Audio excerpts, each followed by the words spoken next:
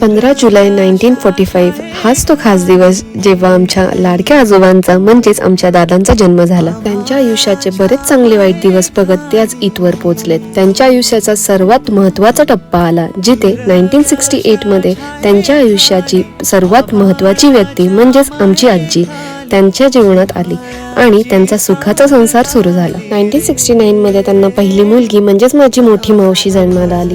1973 मध्ये माझी मम्मा जन्माला आली आणि 1975 मध्ये त्यांचा लाडाचा लेक म्हणजेच माझा मामा जन्माला आला.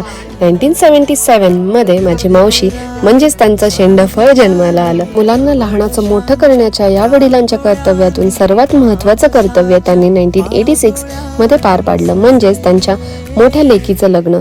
1991 मध्ये त्यांच्या दुसऱ्या लेकीचं लग्न म्हणजेच माझ्या मम्माचं लग्न झालं आणि त्यांना जावई आले आणि त्यांची फॅमिली वाढत गेली. 2002 मध्ये त्यांचं शेंडफळ म्हणजेच माझ्या छोट्या मावशीचं लग्न झालं आणि 2004 मध्ये त्यांच्या लाडक्या लेकाचं लग्न होऊन त्यांना सून आली आणि 2008 मध्ये त्यांच्या लाडक्या आणि पहिल्या नातवाचं लग्न होऊन त्यांना नातसून आली आणि थोड्याच वर्षात त्यांचं प्रमोशन आजोबांपासून पंजोबांवर झालं आणि 2024 मध्ये त्यांच्या दुसऱ्या नातीचं म्हणजेच माझं लग्न होऊन त्यांना नातजावई आलं. इतका मोठा 80 वर्षांचा हा प्रवास सुख दुःख दोन्ही बघत गेला. पण आयुष्यात कितीही संकट आली तरी तुमचा चेहरा हसतमुख ठेवून आनंदी कसं राहायचं हे खरंच दादा तुमच्याकडून शिकण्यासारखं आहे. या वयात ही प्रत्येक कामात असणारा तुमचा उत्साह तुमच्यासाठी खरंच प्रेरणादायी आहे. तुमच्या आनंदी आणि उत्साही स्वभावामुळे तुमच्या वाढत्या वयाची तर आठवण आम्हाला झालीच नाही. तुम्ही नेहमी निरोगी राहावे, तुमचे जीवन नेहमी सुखी असावे एवढीच माझी इच्छा. दादा असंच कायम आमच्या सोबत राहा आणि तुमचा सहवास आम्हाला असाच वर्षानुवर्ष